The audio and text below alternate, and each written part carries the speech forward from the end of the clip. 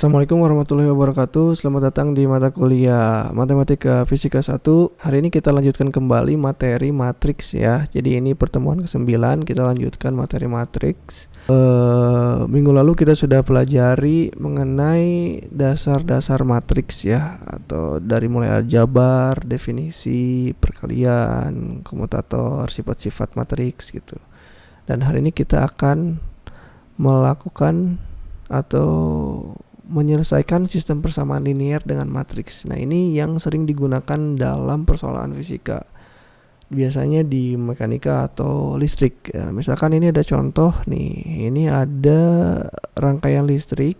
Nah, nanti digunakan dalam menentukan bisa nilai arus, bisa hambatan, bisa GGL. Itu berkaitan dengan hukum Kirchhoff yang kedua ya. Jadi loop tertutup. Nah, sekarang di sini tujuannya untuk pertemuan hari ini, kalian diharapkan bisa menyelesaikan sistem persamaan linear yang tidak homogen dan homogen dengan eliminasi Gauss. Kemudian mencari penyelesaian sistem persamaan linear dengan eliminasi Gauss-Jordan, menghitung inverse suatu matriks, dan menyelesaikan persamaan linear menggunakan matriks inverse. Untuk materi ini juga sudah share di LMS, jadi silakan kalian download dan baca. Saya akan bahas sekilas aja. Jadi sistem persamaan linear itu yang seperti kalian tahu di MATDAS mungkin ya. Ini adalah sistem persamaannya, jadi ada beberapa persamaan, makanya disebut sistem, yang mana nanti ada suatu himpunan penyelesaian yang bisa dimasukkan ke persamaan hingga persamaannya itu menjadi kalimat matematika yang benar ya atau betul. Nah, misalkan ini ada contoh, carilah himpunan pemecahan persamaan, misalkan 4x min 3y sama dengan 1, x1 tambah x2 dikurang 3x3 sama dengan 5. Nah, untuk mencari pemecahan persamaan tersebut kita harus tetapkan dulu nilai sembarang dari satu variabel di sini. Karena di sini variabelnya ada 4 ya. Sebenarnya ada 2 x sama y, tapi ini x1, x2, x3 juga nggak tahu. Jadi kita misalkan aja 1. Misalkan ini y-nya sama dengan s di sini ya. Kalau misalkan y sama dengan s nih, berarti ini kan bisa tulis 4x ya sama dengan 1 dikurang 3y ya. Berarti x sama dengan 1, bukan kurang plus ya. Jadi 1 plus 3y, y-nya jadi s. Jadi 1 plus 3s per 4. Nah, berarti kita ambil s-nya misalkan 1. Kalau s-nya 1, berarti kan y-nya 1. Nah, x-nya berapa? 1 tambah 3 per 4. Jadi 1, x-nya 1. Nah, kalau x-nya 1, nah kita tetapkan nih nilai x3 dan x2. Misalkan x3-nya S, berarti x2-nya T. Nah, kita peroleh seperti ini. Jadi untuk menentukan himpunan penyelesaian seperti ini kita harus memisahkan dulu salah satu komponennya, salah satu variabelnya. Nah, secara umum sistem persamaan linear dapat ditulis dalam bentuk seperti ini ya. A11 x1 ditambah A12 x2 dan seterusnya sama dengan B1 dan seterusnya. Nah, jika BJ ini, B yang ini sama dengan 0 untuk semua J, maka sistem persamaan dikatakan homogen. Jadi kalau misalkan sama dengan 0, persamaannya semuanya itu dinamakan dengan sistem persamaan homogen. Tapi kalau misalkan tidak 0, itu tidak homogen. Nah, dalam sistem persamaan linear ada beberapa pertanyaan yang muncul ya. Apakah sistem punya pemecahan? Terus yang kedua, jika 1 ya, ada berapa banyak pemecahannya? Bisa mungkin 1 atau lebih dari 1. Nah, gitu ya. Nah, kalau misalkan tidak ada pemecahan, tidak ada solusi pemecahan, berarti dari persamaan-persamaan dalam sistem tersebut tidak ada titik temunya. Kalau misalkan diibaratkan dalam suatu bidang nih, kalau misalkan tidak punya pemecahan berarti si bidangnya tidak berpotongan, artinya sejajar. Nah, kalau ini berpotongan berarti dia memiliki persamaan, bukan persamaan. Jadi kalau misalkan ini berpotongan berarti dia punya solusi persamaan ya, di sini ada titik potongnya atau ada garis potongnya. Itu kalau dibayangkan dalam bentuk bidang. Nah, sekarang ini carilah pemecahan sistem persamaan. Ini ada sistem persamaan X1, X2, X3 sama dengan 2, X1, 2X1 tambah 8X2 dikurang X3 sama dengan 13. Nah, pemecahannya jika persamaan 1 dijumlahkan dengan persamaan 2 didapat seperti ini. Kalau dijumlahkan dapat persamaan ini ya. Kalau dijumlahkan ini X1, X3 nya jadi hilang, jadi dapat persamaan 2 variabel, berarti 2 variabel. Nah, kalau ada 2 variabel ini kita bisa memecahkannya dengan pakai eliminasi atau substitusi ya. Ini pakai substitusi ini. Ini sudah tahu kayaknya kalian ya. Nah, untuk sistem persamaan linear yang tadi itu kita bisa tulis dalam bentuk matriks ya. Nah, komponen-komponen koefisien dan juga konstanta yang ini kita tulis dalam bentuk matriks seperti ini. Nah, ini X-nya. Jadi ini kan kalau misalkan kita kalikan, ini baris kali kolom, nanti akan jadi persamaan yang ini. Jadi baris kali kolom sama dengan ini. Makanya kita tuliskan dalam bentuk matriks. Nah, gini. Nah, sekarang operasi baris elementer ya. Nah, seperti ini. Misalkan kita memiliki sistem persamaan sebagai berikut. Nih, ada 3 ya sistem persamaannya. Nah, ini kan dengan cara biasa untuk memecahkan persamaan linear ini sudah di matematika dasar, saya tidak akan jelaskan lebih dalam. Ini caranya sama, bisa pakai substitusi, bisa pakai eliminasi. Nah, sekarang kalau kita menggunakan matriks, caranya seperti ini. Jadi misalkan ini, cari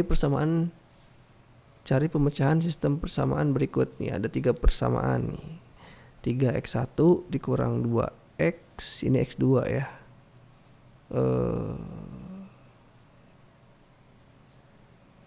Ya, ini harusnya x2, ini plus, sorry ya, kita benerin aja, ini harusnya x2 biar sama. Ini x1, ini x2, x1, x2. Nah, mencari pemecahan itu berarti kita mau mencari berapa nilai X1, berapa nilai X2, berapa nilai X3.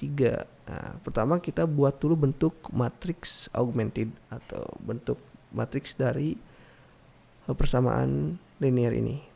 Kita tuliskan si koefisiennya ya. Ini 3, negatif 2, 2, 9. Lalu yang ini 1, negatif 2, 1, 5. Yang ini 2, negatif 1, negatif 2, negatif 1. Jadi ini matriksnya. Nah, dengan cara matriks sekarang, bagaimana caranya kita membuat matriks ini, komponen yang ini nih, ini yang saya lingkari, ini, dan ini berubah jadi angka 0. Kenapa? Biar nanti yang ini, kalau ini 0, berarti kan ini tuh jadi X3. X3 sama dengan konstanta. Berarti kita bisa menghitung nilai X3-nya. Nah, untuk membuat ini 0, nah kita bisa melakukan pengurangan, tukar posisi ya, antara baris dalam matriks ya, gitu. Di sini langkah pertama, ini baris 1 ditukar dengan baris 2 ya. Lihat nih. Baris 1 ini ditukar dengan baris 2 jadi ke sini. Jadi kedua, yang ini jadi ke situ, yang ini jadi ke situ. Nah, jadi ini ya. Ditukar. Nah, setelah ditukar, setelah ditukar di sini gimana caranya yang komponen yang ini menjadi 0? Caranya itu baris 2 dikurangi 3 baris pertama. Nah, yang itu yang 3 ini supaya 0. Kita buat ini jadi 0. Gimana caranya? Supaya ini jadi 0, ini dikurangi 3 kali ini kan. 3 kali 1, 3. Berarti 3 kali ini dikurang ini 0. Tapi semuanya harus dikalikan. Kalau misalkan yang ini dikalikan, barisnya tuh, komponen di barisnya tuh dikalikan dengan 3, yang lainnya juga harus dikalikan dengan 3. Jadi ini 3 kali 1, 3. 3 kurang 3, 0. Nah, sekarang ini negatif 2. Yang ini negatif 2 dikalikan dengan 3, berarti negatif 6. Negatif 2 dikurang negatif 6, jadi negatif 2 dikurang negatif 6. Jadi kan sama dengan negatif 2 plus 6. Jadi berapa? Jadi 4 ya. Nah, ini jadi 4 gitu. Paham? Selanjutnya ini juga sama. 2 dikurangi ini 1 kali 3. 1 kali 3, 3. 2 kurangi 3 negatif 1. Dan ini juga sama segini. Ini udah 0 nih. Nah, yang ini baris 3 ini juga sama. Ini harus 0. Si 2 ini tuh harus 0. Caranya gimana?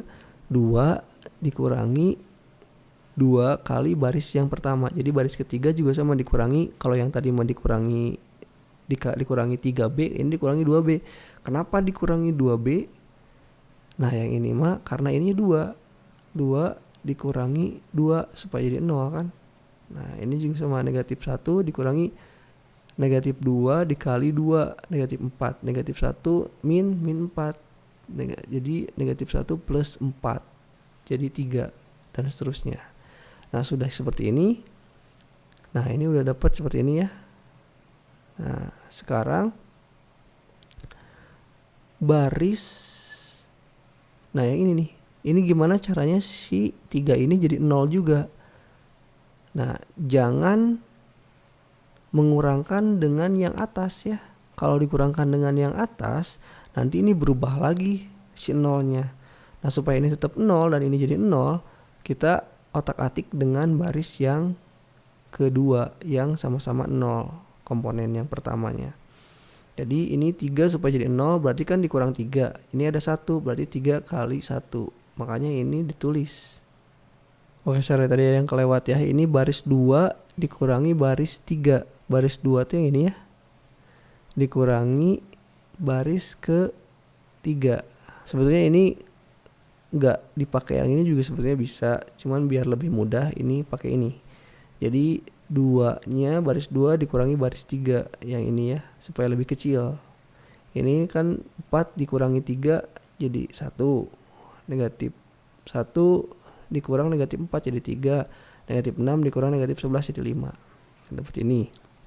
Nah, sekarang yang ini seperti yang saya bilang bahwa yang ini tuh harus jadi 0 ya.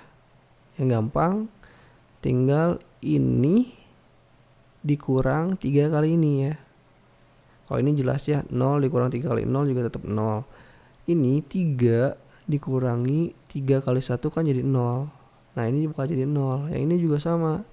Negatif 4 dikurangi 3 kali 3 9. Berarti negatif 4 dikurangi 9 negatif 13. Ini seterusnya jadi segini. Nah, sekarang kalau sudah bentuknya seperti ini, nah, kita bisa menghitung nilai variabelnya ya. Ingat bahwa di sebelah sini tuh sebetulnya ini komponen X3 ya. Jadi negatif 13 X3 itu sama dengan negatif 26 ya. X3 berarti X3 berapa? X3 nya dapat 2 ya. 2. Kalau X3 dapat 2, ini ingat X2 ditambah 3, X3 sama dengan 5. X3 nya udah dapat ke sini, tinggal dimasukkan, nanti dapat X2. Kalau udah dapat X2, X3 udah dapat, dimasukkan ke sini, nanti dapat X1. Jadi semuanya dapat solusi persamaannya. Ya. Nah, tuh. Dapat 2, substitusikan ke sini. Nanti dapat lagi X2-nya negatif 2, disubstitusikan lagi ke atas. Jadi dapat 2. Nah, ini yang disebut pemecahan, himpunan pemecahannya ini ya. Jadi 1, negatif 2,2. Nah, proses yang dilakukan di atas ini disebut dengan eliminasi Gauss, seperti itu ya. Bisa jelas? Jadi nanti membuat eliminasi Gauss itu tidak selamanya harus B1 dikurang B2 dulu, tidak selamanya. Pokoknya gimana caranya ini jadi 0 gitu. Yang ini jadi 0, ini jadi 0, ini jadi 0. Tidak harus langkah yang ini. Bisa jadi sama, bisa jadi juga berbeda gitu. Nah, kalau ini juga sama. Biar cepat silakan dibaca aja. Matrix inverse juga ini sama. Oke. First ini tinggal dibaca aja sama kurang lebih. Nah, untuk latihan soalnya nih.